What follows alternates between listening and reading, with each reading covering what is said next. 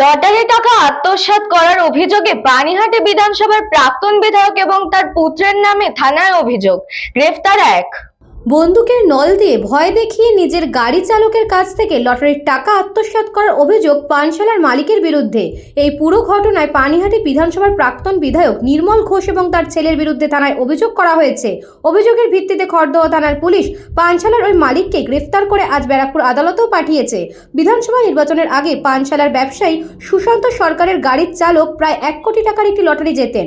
খবর জানতে পেয়ে প্রাক্তন বিধায়কের বাড়িতে ডেকে পাঠানো হয় ওই গাড়ির চালককে। প্রাক্তন বিধায়কের বাড়িতে নিয়ে গিয়ে মারধরও করা হয় ওই গাড়ির চালককে। এরপরই থানায় অভিযোগ দায়ের করেন ওই দম্পতি। আর সেই অভিযোগের ভিত্তিতেই গতকাল অভিযুক্ত সুশান্ত সরকারকে গ্রেফতার করা হয়। প্রতারণা সহ অস্ত্র আইনের একাধিক মামলা রুজু করা হয় তার বিরুদ্ধে। অভিযোগ এইটাই, আমি একটা ডিয়ার লটারি ফার্স্ট প্রাইজ পাই।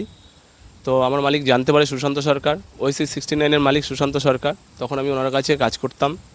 তো কাজ করাতে তারপর উনি যখন জানতে পারে আমাকে নিয়ে নির্মল ঘোষের কাছে যাই। নির্মল ঘোষের কাছে যেয়ে বলে যে আমাকে বলে তুই এত টাকা নিয়ে কী করবি, দাদার কাছে চল। নির্মল ঘোষের কাছে যাই। নির্মল ঘোষ আমাকে মারধর করে, আমাকে বন্দুক ঠেকায়, বন্দুক ঠেকিয়ে পকেট থেকে টিকিট কেড়ে নেয়। ওনার ছেলে আমাকে গলা টিপে ধরে। আরও তার সঙ্গে ছিল তীর্থঙ্কর ঘোষ, মানে অরূপে পুচি। আর এদিকে আপনার ছিল মনা ছিল, অরূপে মিঠুন চক্রবর্তী, তারপরে গোবিন্দ অরূপে জয়ন্ত দাস। আর এদিকে ছোটকা, এটা হয়েছে আপনার এমএলএর বাড়িতে। হ্যাঁ, ওনার বাড়িতে, ওই নির্মল ঘোষের বাড়িতে হয়েছে। আমাকে মারধর করে, ঠিক আছে। নির্মল ঘোষ আমাকে বন্দুক পর্যন্ত ঠেকায়, বন্দুক ঠেকিয়ে বলছে তোকে জানে মেরে দেবো, তোর আমাকে তো জানে মেরে দেবো, তোর লাশ গায়েব করে দেবো, তোর লাশ রেল লাইনে ফেলে দেবো। ঠিক ওই লটারির টিকিটটার জন্য, টিকিটটা আমার কাছ থেকে কেড়ে নেয়। 1 কোটি টাকার টিকিট ছিল ওটা। তারপর আমার কাছে টিকিট কেড়ে নেয়, মারধর করে। তারপর ওখান থেকে আমি কোনোরকমভাবে পালিয়ে আসি, ঠিক আছে।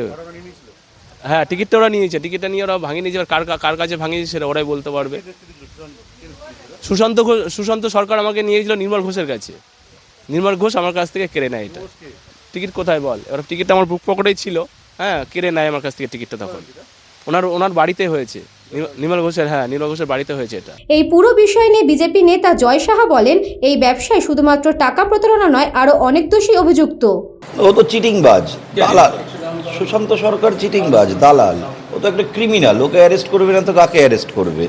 আর ওর তো সরাসরি যোগাযোগ রয়েছে আমাদের এই প্রাক্তন বিধায়ক নির্মল ঘোষ আর তার ছেলে তীর্থঙ্কর ঘোষের সাথে। মেয়ে সাপ্লাই করে ওকে টাকা পাঠাতো। এই তো ব্যবসা ছিল ওর। লটারি একটা ছিনতাই করে তাকে মেশিন দেখিয়ে মারধর করে ওপেন ফায়ারিং করেছে, এসব অভিযোগে ওকে অ্যারেস্ট করা যায়। তাছাড়া বহু আরও অভিযোগ আছে। ওদের এক একজনের নামে মানুষ এতদিন তো ভয়ে কমপ্লেন করতে পারেনি। ওদের এক একজনের নামে 50টার বেশি করে অভিযোগ রয়েছে। বাঁচার কোনো রাস্তা নেই। এই নির্মল ঘোষ, তীর্থঙ্কর ঘোষ আর এদের যত সাগরেদরা আছে, এদের বাঁচার কোনো উপায় নেই। পালিয়ে বেড়াচ্ছে এখন। যেদিন খোঁজ মিলবে সেদিনই পুলিশ ঘাড় ধরে দড়ি বেঁধে নিয়ে আসবে। তাকে মারধর করে, চমকে, মেশিন দেখিয়ে, ওপেন ফায়ারিং করে, ওকে ভয় দেখিয়ে ওর থেকে লটারিটা নিয়ে নেওয়া হয়। আর এতে মদত দিয়েছিল এই নির্মল ঘোষ, তীর্থঙ্কর ঘোষ। ওদের বাড়িতে নিয়ে গিয়েই তো ওর থেকে টিকিটটা লুট করেছিল। পুরো টাকাটা আত্মসাৎ করে নিয়েছে। আর এরকম বহু মানুষের টাকা আত্মসাৎ করেছে। কৃষ্ণাপালিতের report, news Banga time. St. Augustine's Day School, Barakpur. Success for every child. Admission open session 2026 to 2027. Contact number 9007934555. JM Jewelers Ichapur Anandamath. আমাদের মেকিং চার্জ 3%। আমাদের লাইভ দেখুন JM Jewelers ফেসবুক পেজে প্রতিদিন রাত 7:35 আমাদের ভিডিও শেয়ার করলে পেয়ে যাবেন সোনার নাকছাবি একদম ফ্রিতে।